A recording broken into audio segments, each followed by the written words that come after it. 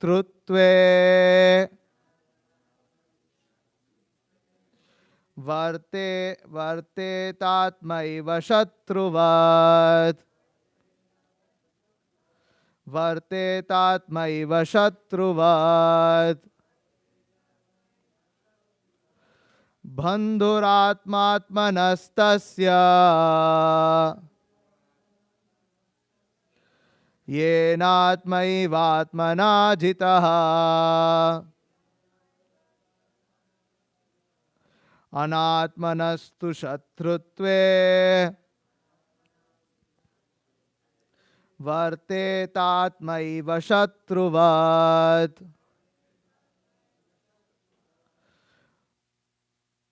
Okay, who are the brave souls here who want to try to lead it? Oh, you can't see it? This is the biggest it can get, unfortunately. I can't. I can't get it bigger than this. It's at full.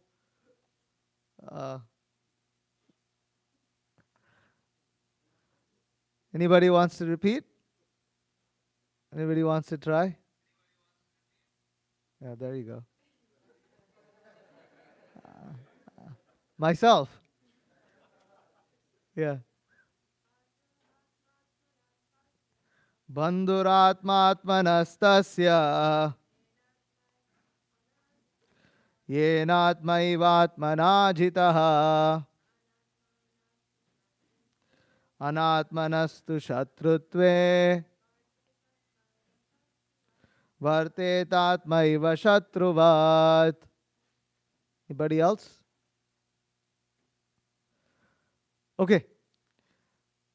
Synonyms: bandhuhu, friend; atma, the mind; atmanaha, of the living entity; tasya, of him; yena, by whom; atma, the mind; eva, certainly; atmana, by the living entity; jitaha, conquered; anatmanaha, of one who has failed to control the mind; tu, but; shatrutve, because of enmity; varteta, remains; atma eva, the very mind; shatruvat, as an enemy. Translation and purport by His Divine Grace A.C. Bhaktivedanta Swami Srila Prabhupada. Translation: for him who has conquered the mind is the best of friends. But for one who has failed to do so, his mind will remain the greatest enemy. Purport: the purpose of practicing Eightfold Yoga is to control the mind in order to make it a friend in discharging the human mission. Unless the mind is controlled, the practice of yoga for show is simply a waste of time. One who cannot control his mind lives always with the greatest enemy, and thus his life and its mission are spoiled. The constitutional position of the living entity is to carry out the order of the superior. As long as one's mind remains an unconquered enemy, one has to serve the dictations of lust, anger, avarice, illusion, etc. But when the mind is conquered, one voluntarily agrees to abide by the dictation of the personality of Godhead, who is situated within the heart of everyone as Paramatma. Real yoga practice entails meeting the Paramatma within the heart and then following his dictation. For one who takes to Krishna consciousness directly, perfect surrender to the dictation of the Lord follows automatically. So I'll chant a few prayers now. Om Ajnanatimirandhasya Jnananjana Shalakaya Chakshurunmilitam Yena Tasmai Shri Gurave Namaha Shri Chaitanya Manobhishtam Stapitam Yena Bhutale Swayam Rupa Kadamahyam Dadati Swapadantikam Vandeham Shri Guru Shriyutaf Padakamalam Shri Gurun Vaishnavamscha Shri Rupam Sagarjatam Sahagana Raghunatan Vitantam Sajivam Sadvaitam Savadhutam Parijana Sahitam Krishna Chaitanya Devam Shri Radha Krishna Padans Hagana Lalita Shri Vishakhan Vitamscha. हे कृष्ण करुणा सिंधो दीनबंधो जगतपते गोपेश गोपिका कांत राधा कांत नमोस्तुते तप्त कांचन गौरांगी राधे वृंदावनेश्वरी वृषभानुसुते देवी प्रणमामि हरिप्रिये Vancha kalpatarubhyascha kripa sindhubhyevacha patitanam pavanebhyo vaishnavebhyo namo namaha. Jai Shri Krishna Chaitanya Prabhu Nityananda Shri Advaita Gadadhara Srivasadi Gaura Bhakta Vrinda. Hare Krishna, Krishna Krishna, Hare Hare. Hare Rama, Rama Rama, Hare Hare.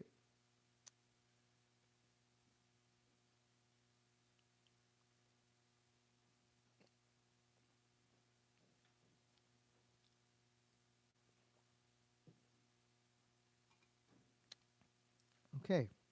Bandhur atmatmanastasya yenatmaivatmana jitaha anatmanastu shatrutve vartetatmaiva shatruvat. For him who has conquered the mind is the best of friends. But for one who has failed to do so, his mind will remain the greatest enemy. So, in the verses quoted from Bhagavad Gita, this one is among the most popular. Why? Because it speaks of the mind in a way that is not presented in other texts or scriptures in this way. And there's the whole science of the mind that is described in these verses, the verses preceding to this and the verses following this. For instance, in the next verse, Krishna says, for one who has conquered the mind, the super soul is already reached, for he has attained tranquility. To such a man, happiness, distress, heat and cold, honor and dishonor are all the same. So these are very, very interesting, verses. I remember, when I first read the Bhagavad Gita, I was like mind blown by reading these verses about the mind, because it was never described like this to me. I never heard of it in this way. Now, before we enter the verse itself, if you notice in the Sanskrit, there's a lot of this word Atma. Atma, Atma, Atma. It keeps repeating in the Sanskrit. So you have Bandhur Atma Atmanastasya. Then you have Yenatmaivatmana. So in that one word, Yenatmaivatmana, there is two Atmas in that verse. And then the next line also contains Anatmanas. And then in the next line, you have Varte Tatmaiva. So this is Sanskrit. Sometimes people, they want to learn, Sanskrit. But over here, Atma doesn't just refer to one thing. It refers to multiple things. Here, the Atma over here refers to both the mind and the individual soul, who we are. Right? You have the soul, and then you have the mind. It is your mind. It is our mind. The mind is not us. Sometimes we feel like, the mind has taken control of us, but actually it is our mind. It is not something else. It's actually supposed to be subordinate to us. But right now we suffer because the mind is in control of us. The mind is not supposed to be in control of us. Just like sometimes, you have like some movies where somebody's driving a car and suddenly the enemy's got the car rigged in some way, and suddenly the car has control. He doesn't have control. Like in that movie, different movies, if you go beyond. The earliest example that I can think of that is like this movie Speed, It's like you can't cross beyond, you can't go below a certain speed, otherwise the bus is going to blow up. So when we can't keep in control, when we're not in control of the mind, we suffer, because it's supposed to be, you're supposed to be in control of your car, not the car in control of you. So this is what Krishna is speaking of. Now, unfortunately, in our lives, we've come across too many occasions where we're in control of the mind. Sorry, we're not in control of the mind. The mind is in control of us. Right? And so this is what Krishna is making. He's making this point over here, that for him who has controlled the mind is the best of friends. But for one who has failed to do so, his mind will remain the greatest enemy. So just like one may possess a pet animal, but if that pet animal, so, for instance, in India, they tame elephants. Elephants are used in different, processions and things like that. Now, a tamed elephant will do almost anything you tell it to do. And in India, one popular thing that people do is they go and give coins to an elephant, or they give it a banana.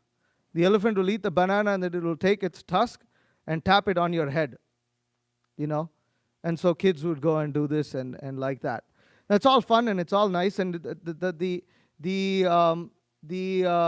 elephant is completely following the dictation of its master. But there are sometimes an unfortunate incident where that elephant, it turns on its master. Now, when the elephant turns on its master, what happens? The elephant gets put down. What happens to the master? He dies. He literally dies. He is the first person to die. Because the elephant will take all its anger out on its master. And one thing elephants also have is they have very sharp memory. Extremely sharp memory. Side anecdote. There's a story of how one young boy in an elephant procession, this was told to me by actually my aunt who had actually witnessed this incident. So her son, when he was young, during a procession, temple procession, he had taken, I think, a bottle or something and flung it on the elephant. He's a child and unruly child, and flung it on the elephant. The elephant looked at him, but then the master told, keep marching, go. So the elephant keeps going. 8 years later, the boy is now grown up, and he's there on the procession. The elephant sees him, takes a bottle, flings it right at his face. The boy didn't even expect that. Boom, That's elephant. Very sharp memory. Even a human being would have forgotten that. Elephant will not forget. It remembers the exact person, the exact face. It's happened to my relatives. So I heard about it. And so the point is, the elephant takes out its anger on its master first. And many times the unfortunate incident happens and what happens is the elephant, right, because of this memory of its, it piles on memories. It piles memories. And if the master was treating it was mistreating the elephant, the elephant doesn't retaliate immediately. It doesn't let loose of its what do you call? No. Of its anger, of its resentment. It piles up the resentment. And then at one point of time, it loses it. And when it loses it, it'll take the master off its back, fling him onto the ground, and then you have pulp. You literally have pulp. He's disfigured. You cannot identify anything in the body.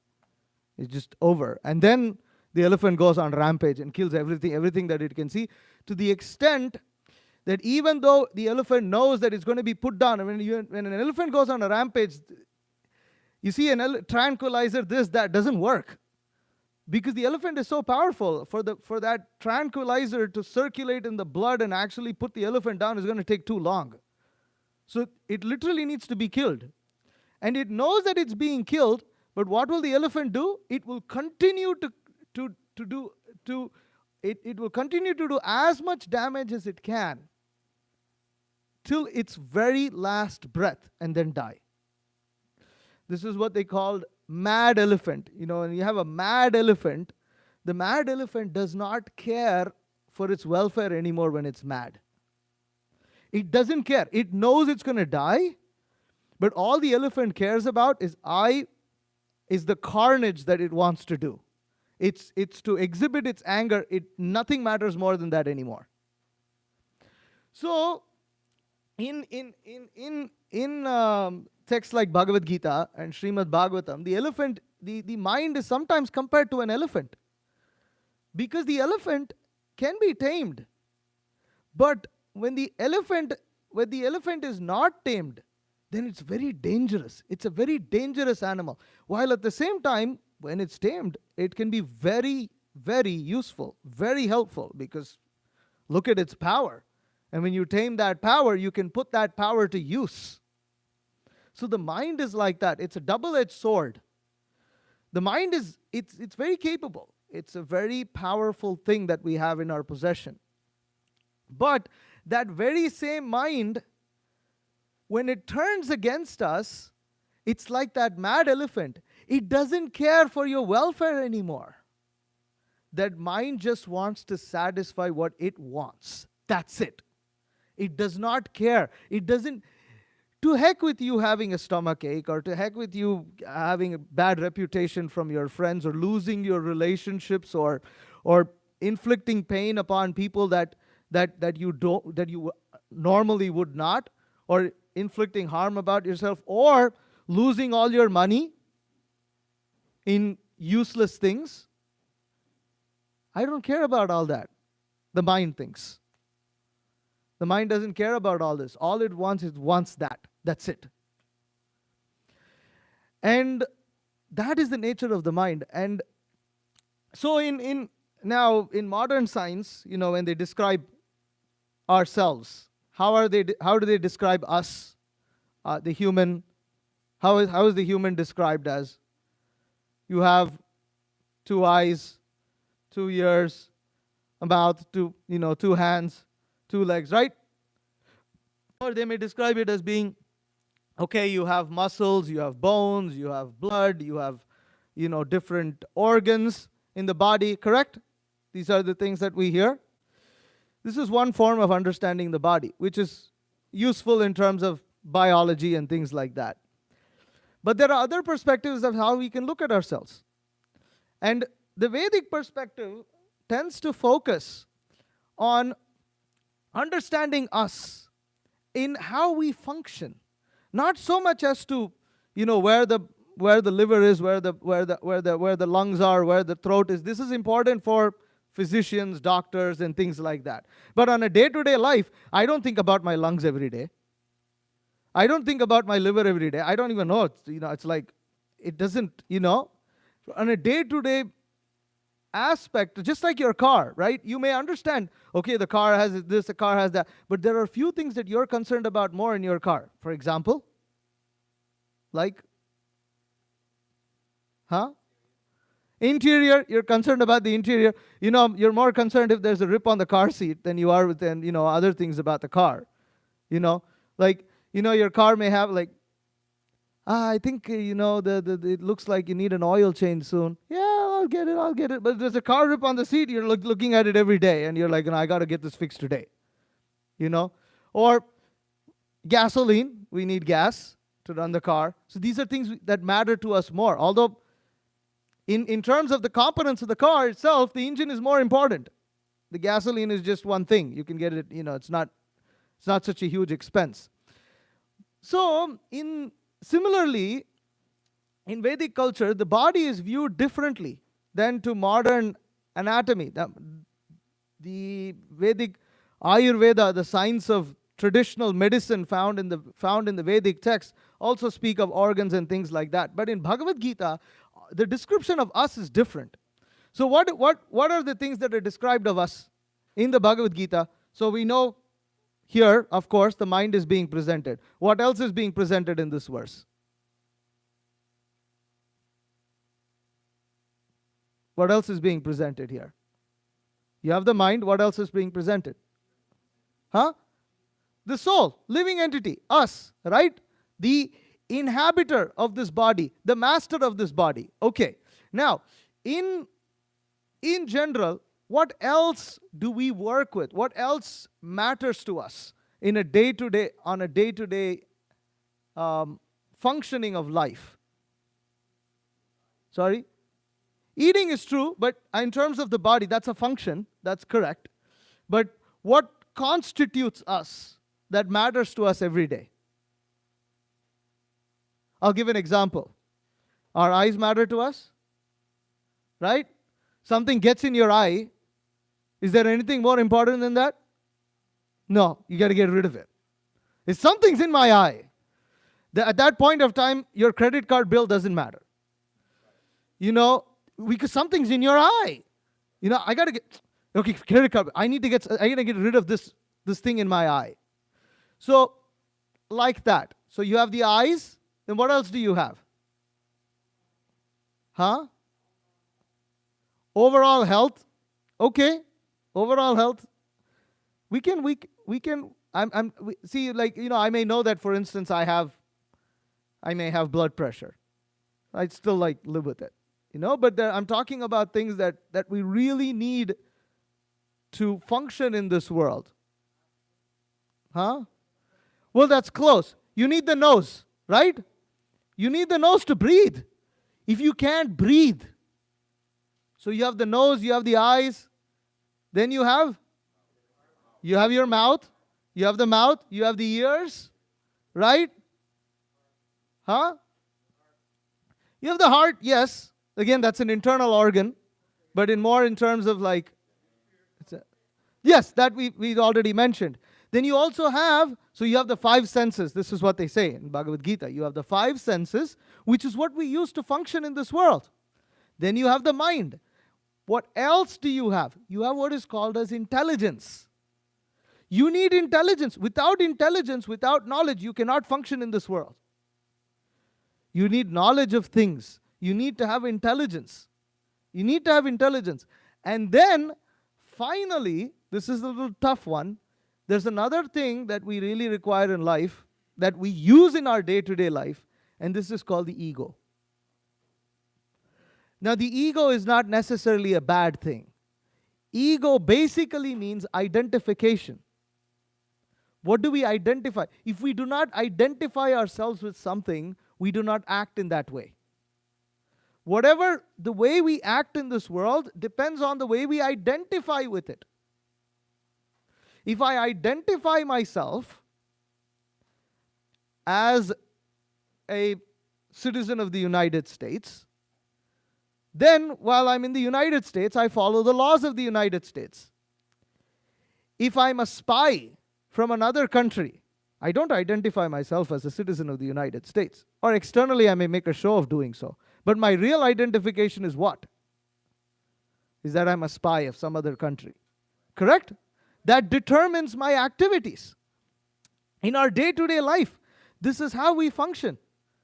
I am male, I am female, I am, young, old, Indian, American, I am rich, I am poor, I'm this, I'm that. This is called the ego. This ego is what makes us function in this world. And depending on the change in identification, people's entire character can be changed. Sometimes people, they change that identity. Sometimes they've always dreamt of becoming another person, and they would meditate on their role model. And they would start living life like that role model. They would live life like that celebrity. Correct? They would change. They would think, that celebrity likes this kind of music, so I got to start liking it. Even though they might have not liked it in the past. Because they're a fan, you have to start liking it. You have to start looking at it. You have to start appreciating it. So this is the power of identification. And this identification is called ego. Now the problem is, right now, we as spirit souls have identified ourselves with this body. Because of identifying ourselves with this body, we are now subject to the limitations of this body. Although we are spirit soul, we are spiritual by nature. We are not material. Right? But we have limited ourselves by identifying ourselves with this body. And it is this identification that Krishna is speaking of in the Bhagavad Gita. And yoga means to change this identification, not give it up. Because it is natural to identify. But the question is, what do you identify? See, some people, some spiritual processes, they recommend that you have to give up identification altogether. What does that mean? You have to stop thinking. They say, stop thinking. Stop thinking. Stop all desire. Stop thinking. Stop everything. And to stop that, they'll give you some methods. Okay, focus on your breathing. Focus on, and just stop. Stop. Think you're surrounded by light. Think you're, that this light is entering you, and that you are light.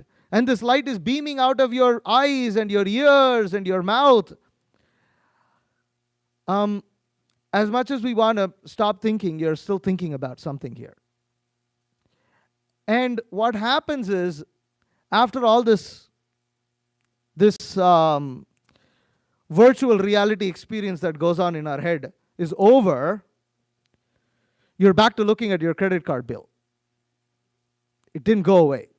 It didn't get merged in light. Right? You still have the real life problems to deal with. So the point is this, from the Bhagavad Gita standpoint, this type of philosophy is escapist philosophy. It is this type of philosophy where they recommend that you just stop the mind, you stop everything, you stop thinking, is trying to escape the realities of the world by creating an illusion within the head that this reality ceases to exist. But actually in Bhagavad Gita, Krishna is not recommending this kind of artificial process. Krishna is telling, he is identifying the very things we use to live in this world, the very things that have complicated our life. But we have to understand that if the object that we are using, such as the mind, has the ability to complicate our life, then that means it has power.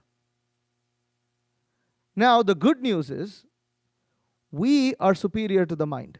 We have to understand this. We have to take this fact. Why do we have to accept this as a fact?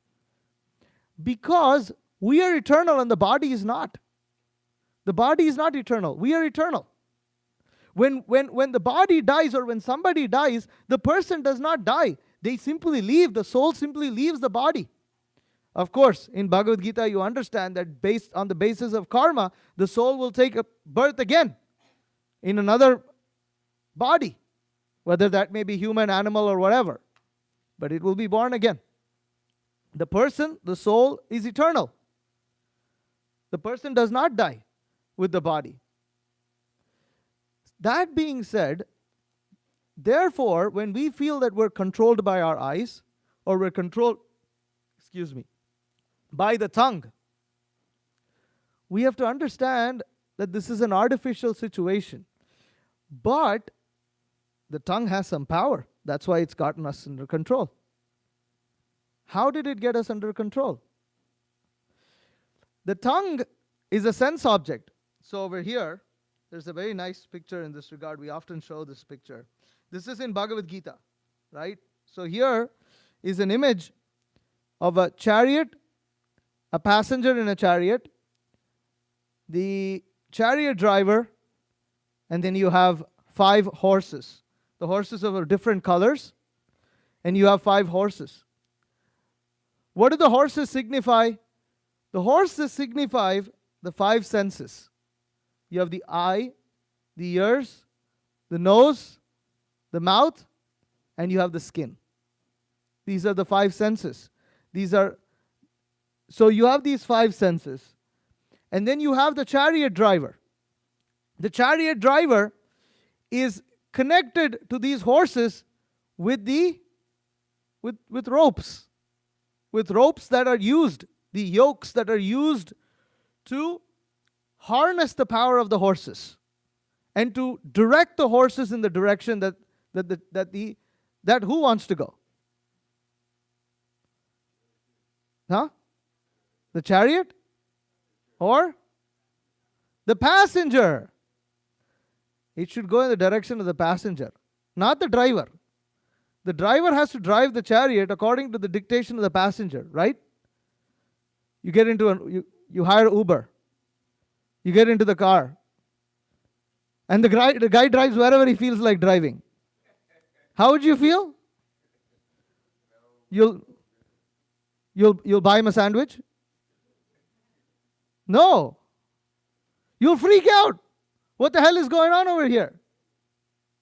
Right? It's actually very freaky.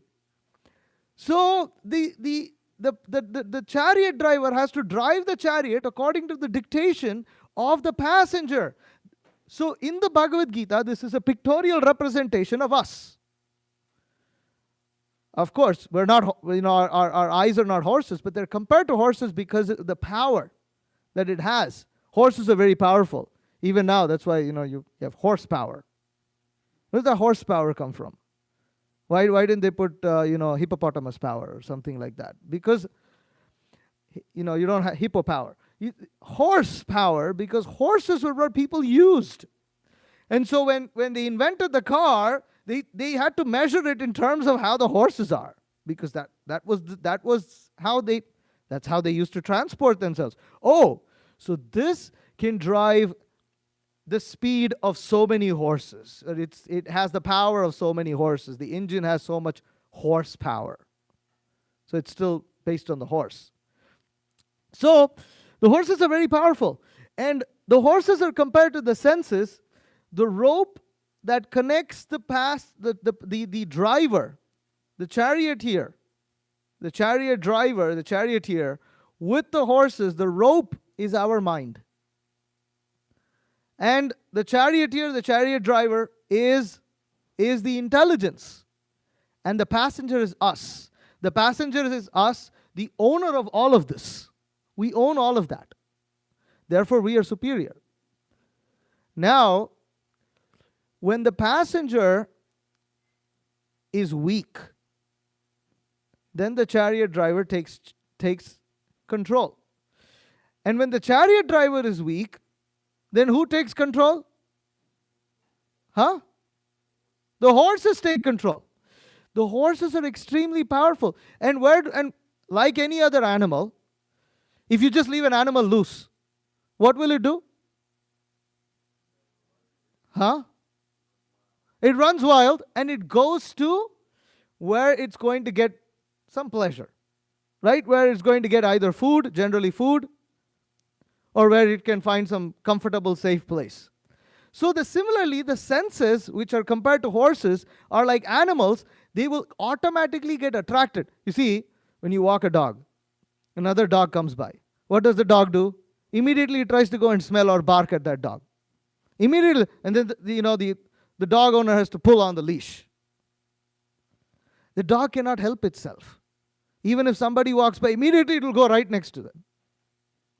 It doesn't think, oh, my owner is pulling on this every day, let me give him a break. No, it will still do it because it's an animal.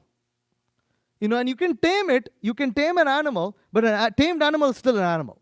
It will still exhibit its animalistic nature, which is the normal. So the senses are like that. How are the senses? When the eyes like something, when the eye looks, immediately it will go there. You're walking, and there's all these advertisements, and you're trying not to look at them. You don't want to look at them. Or you don't want to look at certain things. Because, if I look at it, then I'm going to think of it. I'm not going to look at that. Or you're sitting on a train or a bus or whatever, and somebody just whips out the latest iPhone, and you're like, I don't want to look at that. Because I can't afford it. But you know what the eyes does? Well, let's just take a look at it. What's the problem by looking at it? Still look at it. Keep looking at things that we're not supposed to look at. And so this is why it's compared to a horse. It's like an animal. It will go there. And the ears are like that. The skin is like this. The skin wants to touch everything that's soft. Everything that's nice to touch, the skin wants it. And then so all the sensors are like this, and they will go where they. But in order to prevent your dog from climbing over the neighbor as he walks out of his door, who has to be strong? The dog owner needs to be strong, and you also need to have a strong leash. If your leash is weak, what happens? It just snaps. So the mind is like that leash. And when the mind is, when the intelligence is not strong and the mind is not controlled, the 5 horses, and remember there are 5 different horses, right? If you have one horse, it's one thing. You have 5 different horses, and each of them run in 5 different directions. They will not run in the same direction. They're not sheep. That's why they're horse. Sheep, they'll all go. One sheep goes, everything will follow the same. Go in the same direction. But horses are not like that. They'll go in different directions. They'll go in 5 different directions. What will happen to the passenger? He's suffering. How will the chariot be? Running on one wheel, sometimes upside down. This is what's going on. It's like a cartoon, but unfortunately, this is our life. So the point here that Krishna is making is, for one who has conquered his mind, the mind is the best of friends. Because you have a horse, you have 5 horses. How powerful are they? They're very powerful. There's a lot. And using that power, what do we do? The Bhagavad Gita, therefore we're speaking, is a text of yoga. It's a text of yoga because yoga means to link. And it means to link with the Supreme. And Srila Prabhupada is making the point here. The purpose of practicing yoga, eightfold yoga, is to control the mind in order to make it a friend. To do what? Discharging the human mission. We have to discharge the human mission. We are here for a purpose. We're not humans. Humans are not given the ability to discuss all of these things and understand all of these things, analyze all these animals, and control nature in ways that other species cannot even imagine, to live like other bloody animals. We're meant to live better than animals. We're meant to execute the process of why we are here, which is what? The point is, the animals are completely controlled by their senses. They're completely controlled by instinct, and there's nothing you can do to prevent that. You cannot change that nature of theirs.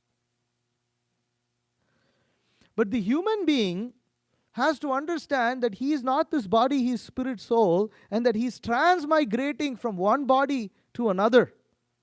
And the human mission is to come out of the cycle of birth and death, is to achieve liberation. The purpose of human life is to ultimately achieve love of God, is to understand who God is. Who is the controller? How come all this is created? Why is it? We didn't choose the senses. We didn't choose the mind. We didn't choose this body. We didn't go to a shopping mall. Okay, before you were born, you went to a shopping. I like this body. I'll be born there, and these are my parents, and these are my brothers, and this is my sister. Nothing. You don't get to choose. This is called karma. Now, in this human form of life, we can, if we control the mind, liberate ourselves from this karma.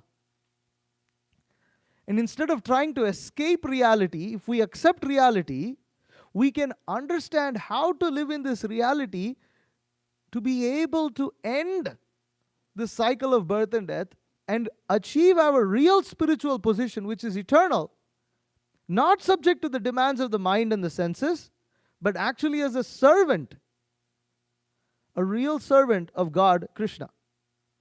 So, here Prabhupada continues, unless the mind is controlled, the practice of yoga for show is simply a waste of time.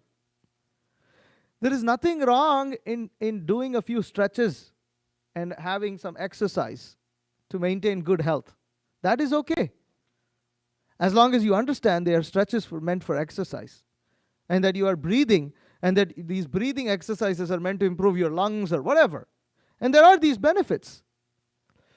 But if you think that just by these breathing exercises and just by stretching in this way and stretching that way you are spiritual, then you're in real illusion. It doesn't make you spiritual if you don't control the mind. If one does not control the mind, then all that is useless. If one just develops better health in order to live more like an animal, I just want to be a healthy animal. And right now I'm an unhealthy animal, I'll become a healthy animal. Then that is considered a waste of time. Why is that considered a waste of time? Because all the pleasures, all the dreams that we seek, everything will come to end at the time of death. Everything will come at end at the time of death. And nobody knows when death is coming. But we know one thing is sure. That is called death. It's as sure as death. So we have to understand this. And we have to understand that that which is inflicting, difficulty upon us, the very same thing has the power and the potential to liberate us from the cycle of birth and death. So therefore Prabhupada says, one who cannot control his mind lives always with the greatest enemy, and thus his life and its mission are spoiled. Meaning that even if he becomes, once, I think I quoted this in previous class also. John D. Rockefeller, back in the day, or the most famous, richest man of his time, this concept of being the richest person in the world kind of like started from him, So he was the richest man in the world. He was once asked, how much wealth or how much money is sufficient? Anybody knows the answer?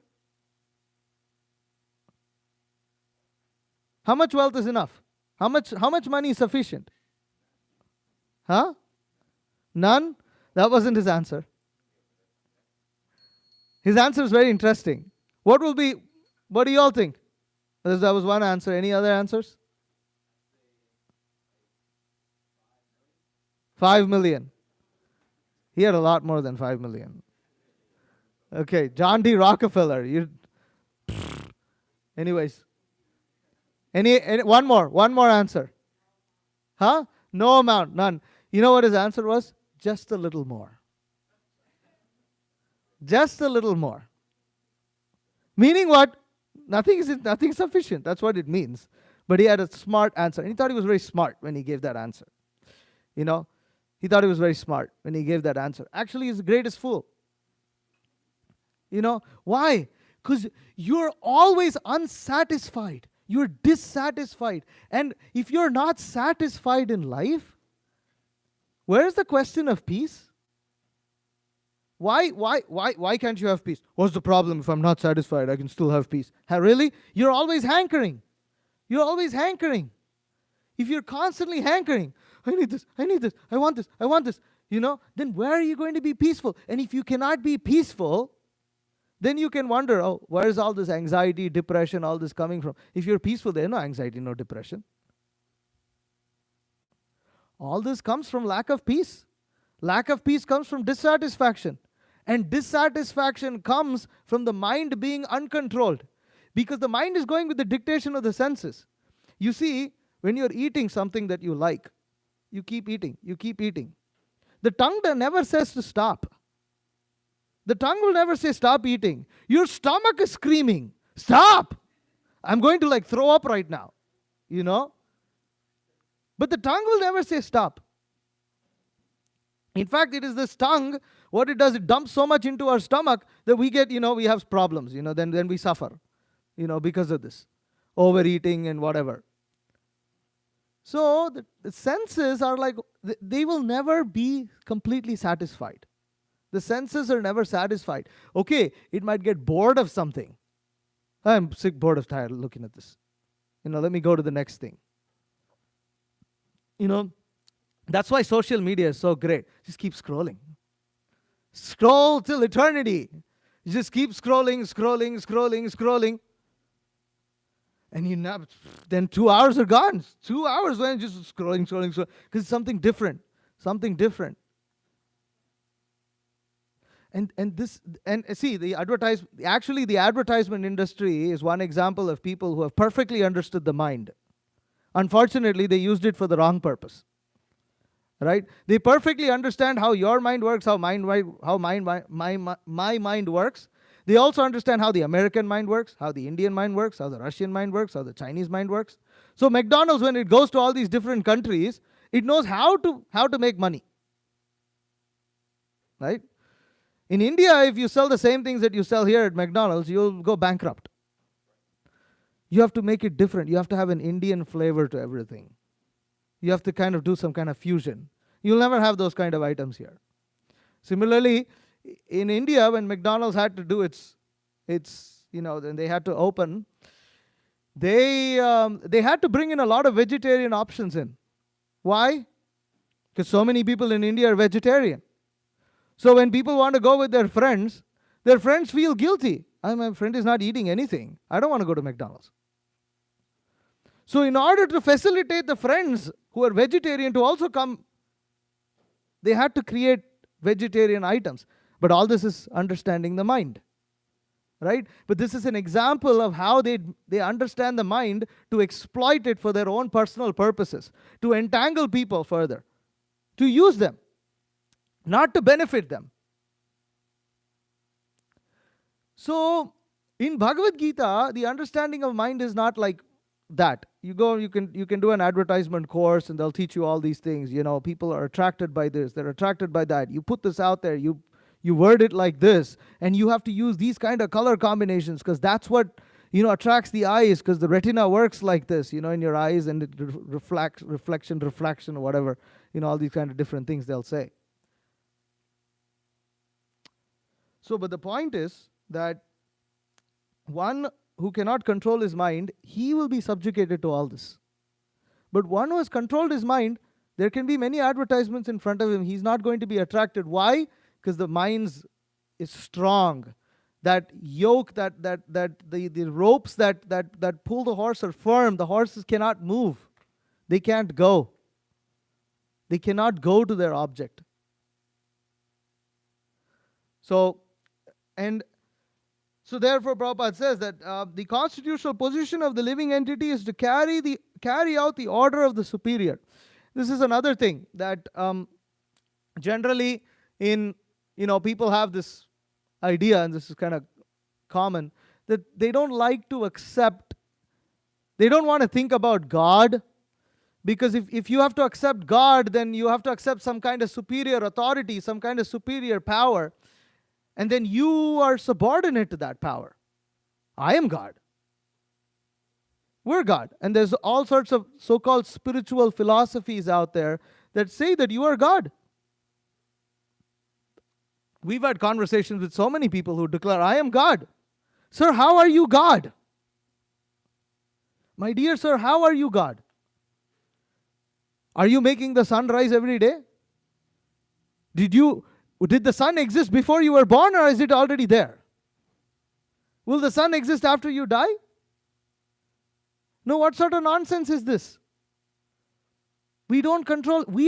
It is absolutely foolish, because with a little bit of intelligence, we can understand how we're actually controlled. We're not the controllers. We are controlled because there are laws of nature. Just like this body, we didn't choose to have this body. The body was given to us. We have some minute independence, yes, but it's not infinite.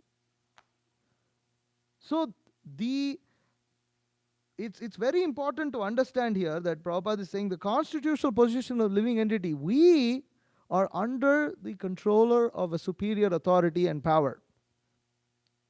That power is, in simple terms, called as God. He's another person, and more can be understood from the Bhagavad Gita. The Bhagavad Gita describes about God also. We can learn about who Krishna, who God is from Bhagavad Gita. That is another subject matter. But the point here is that yoga means to link ourselves with the Supreme, understand the dictations of the Supreme. Meaning, here, Prabhupada is making the point here that as long as one's mind remains the unconquered enemy, one has to serve the dictations of lust, anger, avarice, illusion, etc. But when the mind is conquered, one voluntarily agrees to abide by the dictation of the personality of Godhead, who is situated within the heart of everyone as Paramatma. So God, Krishna, is situated within our hearts. And we have to hear His instruction. We have to hear His guidance. And we have to follow that guidance. But instead of following that guidance, what are we doing? We are following the dictations of the mind. We are following the dictation of the senses. And that comes out in the form of lust, anger, avarice, illusion, etc. But the point here is we're going to follow the dictation of something. We think we're in control, right? Like I feel like when I go and purchase something, I go and purchase something that's advertised. I go and buy a new car. Yeah, I'm in control. It's my money. I chose the car. I went and bought it. But the purpose is the point. If you actually had a purpose to buy it, okay, you have some, excuse me, you have a specific reason why you're buying it, then that's okay. But many times we buy things, why? Not because we need it, because we got attracted to it. And we feel powerful, but actually we don't. Actually, we're not powerful. We're controlled. And so there is the dictation. There is the dictation of the mind. There is the dictation of the senses. But instead of listening to the dictation of the mind and the senses, if we, through the process of bhakti yoga, through the process of devotional service, through the process of Krishna consciousness, if we learn to become Krishna conscious, what does it mean to become Krishna conscious? Krishna consciousness means to become conscious of Krishna, that God or Krishna is in every aspect of our life, and He's situated within our hearts. If we follow His dictations, we will come to our eternal spiritual situation of being His servant. And what is the use of being His servant? The use of being His servant is that He is the supreme bliss. And when we connect with Him, we actually get bliss. We think we get bliss from all this matter, but actually matter does not contain bliss. Matter is dead. We think matter can give us happiness. Just like people think, out of lust, they're attracted to beautiful bodies. So if there's a very beautiful woman, people are attracted to that beautiful woman. So many men run after that beautiful woman. But when the same woman, she is dead, 5 minutes after her death, you have the same body there, but everyone is repelled. They do not feel attracted to that body anymore, although the body is still there. We do not realize the actual attraction was to the soul that existed within the body, not the body itself. But we mistaken this characteristic of ours, and we think that happiness is in matter. And we become controlled by matter. But instead, if we connect with Krishna, there is the all blissful spiritual life, and this is as variegated as this. It's more variegated than the material world. If you're thinking there's so many things to do in this world, what am I going to do? Again, this is why lack of knowledge, right? In Vedic text, there is a full description of how the spiritual world looks like.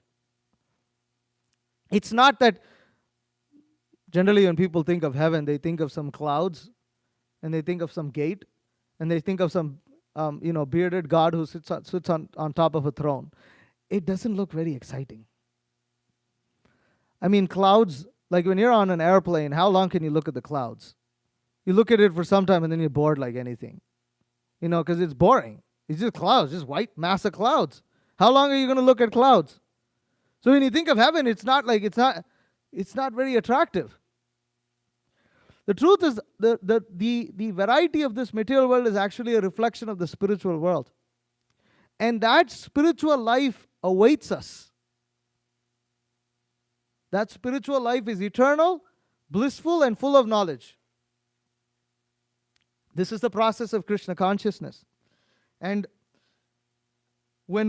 so therefore Prabhupada says here, real yoga practice entails meeting the Paramatma within the heart and following his dictation. So by becoming Krishna conscious, we can actually see the Paramatma within the heart. We can actually see God face to face.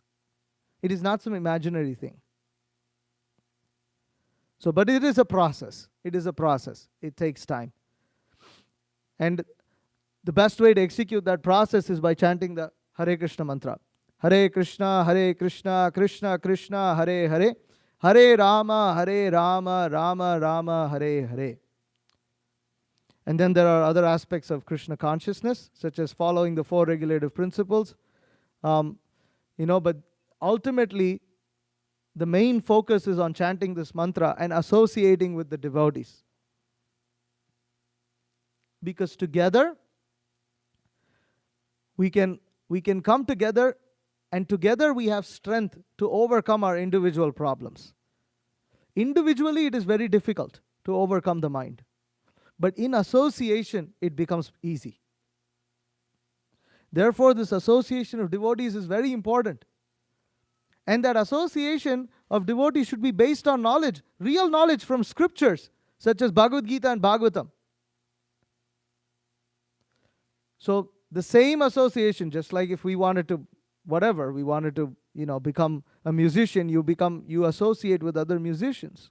It's the same thing. You want to become Krishna conscious, we associate with Krishna conscious devotees. Together we all make advancements. It's a very blissful process.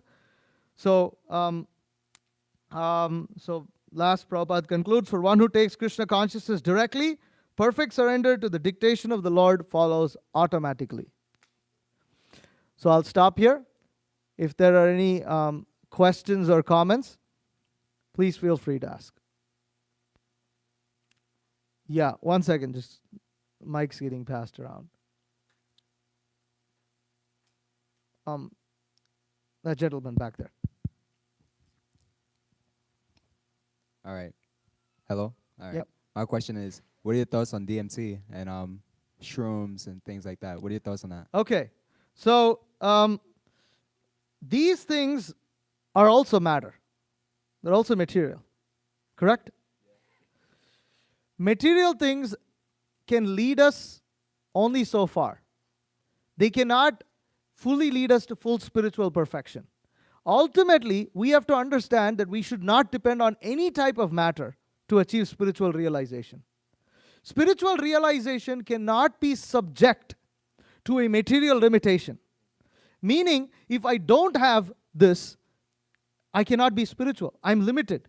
But actually, we have to understand that the spirit soul is completely, it's eternal, full of knowledge and bliss. And therefore, in Krishna consciousness, we do not take intoxicants. We do not take intoxicants because even if these intoxicants lead you to a little bit of awareness or something like this, ultimately, you become under their control too. You become dependent on them. Without them, without that aid, you feel like you're becoming handicapped. That is very good. And that is not liberation. That is bondage. I'm not talking about the DMT part. I'm not saying it's very good to take it. I'm saying that's a very good explanation what you just said. Oh, yeah, thank you. It depends on the person that when they're taking it. It would lead them to want to use that to get more spiritual, to be more spiritually inclined, and that does make sense. Here comes a but. Here comes a but. I did have one experience with shrooms. I would say that led me to open to the Buddhist community, to the spirituality realization, right? And I wouldn't say I would take it for just like every day. I would take it every day. I would take it nonstop to feel a spiritual connection to anything. But I would say it was beneficial like once in a while, once in a blue moon, to take it to connect with yourself, not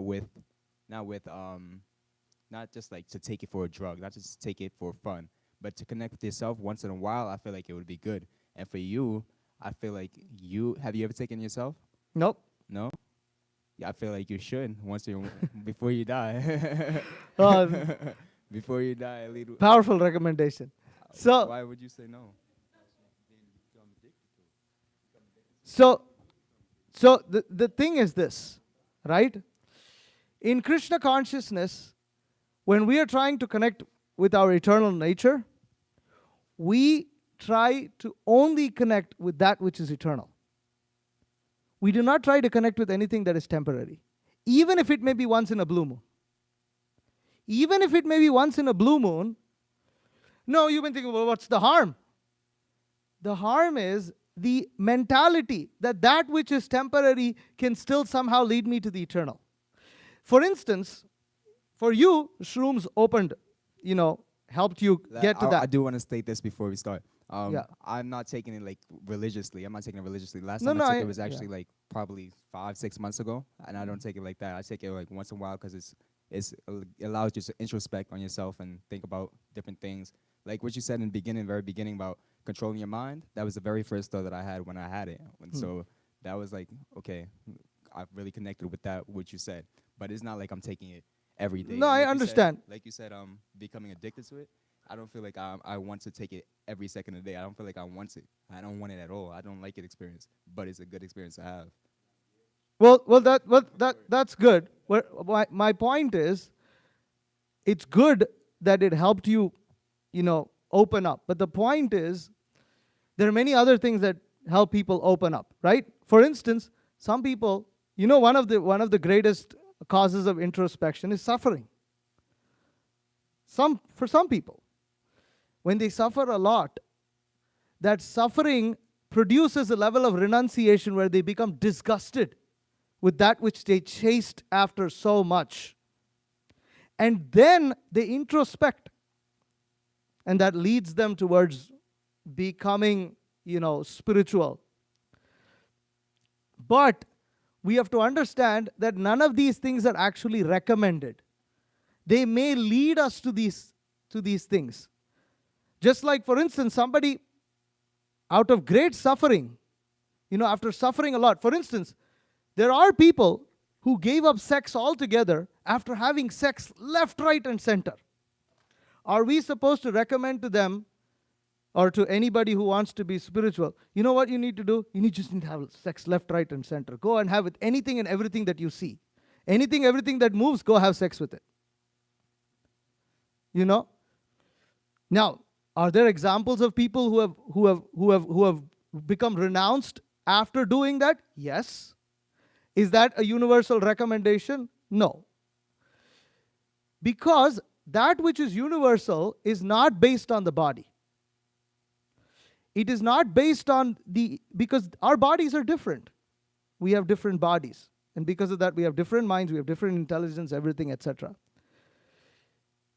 What is recommended is that which is a universal process, where everybody can achieve that introspection, everybody can achieve that connection can realize that they're spirit soul and achieve that connection with as it's stated over here, the Paramatma, the super soul, Krishna, the Supreme Personality of Godhead.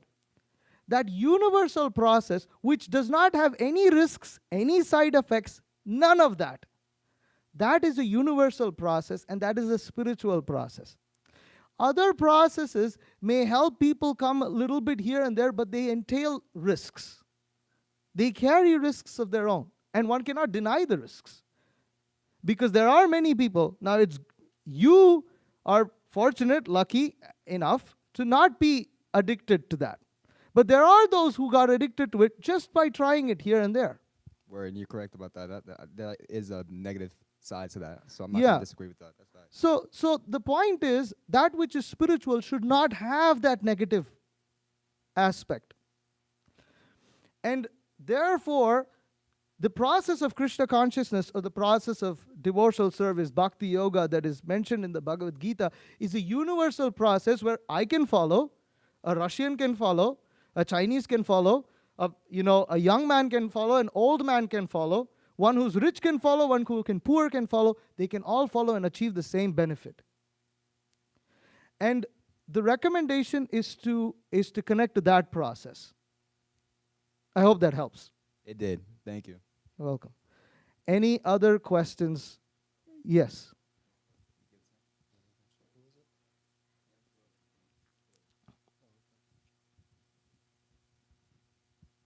All right, I just have a quick question, and you can just answer briefly. You were saying that in order to kind of connect with Krishna consciousness, you say the chant Hare Krishna, and you spoke about 4 principles also. Could you just expound a little bit on those 4 principles? So the 4 regulative principles are no meat eating, no illicit sex, no intoxication, and no gambling.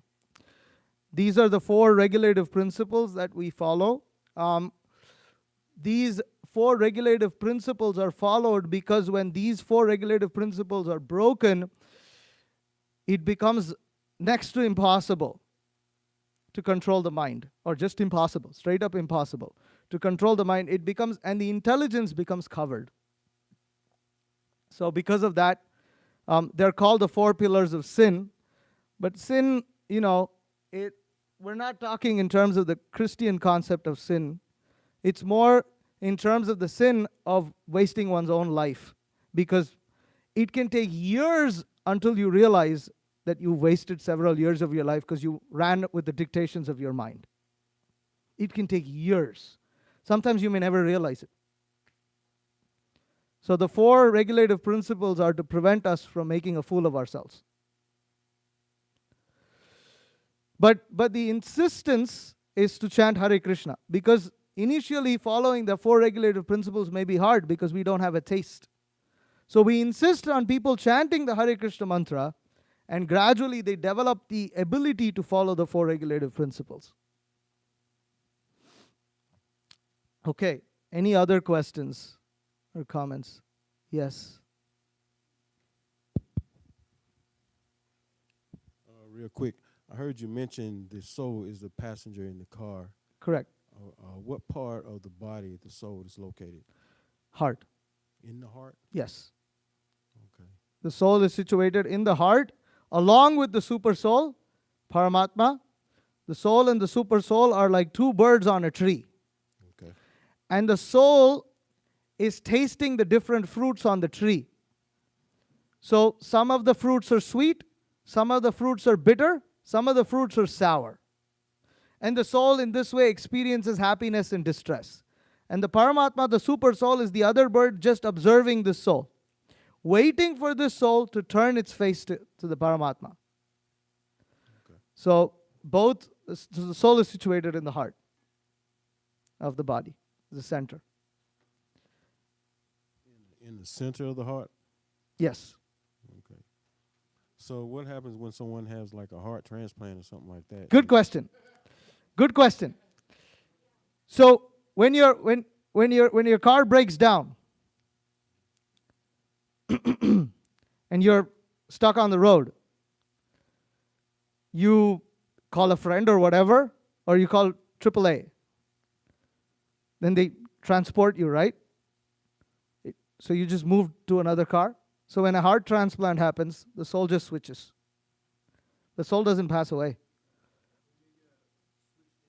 You switch engines or whatever.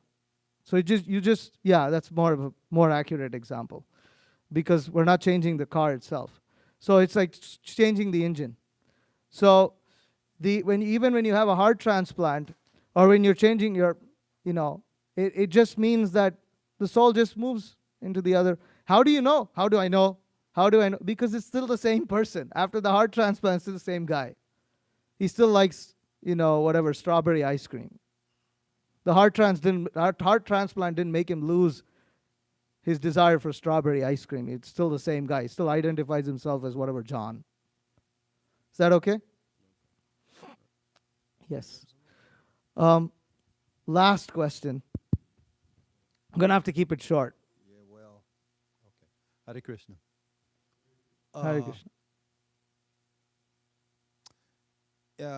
It has been my experience in some of the work that I do with the question about the heart and the soul. I had an individual that had done work with, and this guy was one of my spiritual masters, my spiritual teachers. And he had been initiated into Eastern teaching, Eastern studies, wisdom. And he came to me with the term called a walk-in. And he explained to me that a walk-in, and he used himself as an example, Could you summarize it? Yeah. was when he died on the operating table after having open heart surgery. Right. And they revived him. Uh. That it was like a walk-in, like another spirit came into him and took possession of him. Mm. Now, to clarify his statement to me, I did an astrological birth chart on him. And I did one on his exact birthday, time of birth, and who he was. But as I was talking to him, it did not match who I was talking to. We need to summarize the question. And so when I did one on the time that he died, the location, and when they revived him, that was the exact individual I was talking to. So it seems as though as you said, the heart of the soul transfers to another. But it seemed in his particular case, a different soul was waiting for an occupant so it could See, transfer I over. there's the point is there can be exceptions, and I don't want to get into the exceptions in detail because I'm going to open a Pandora's box here.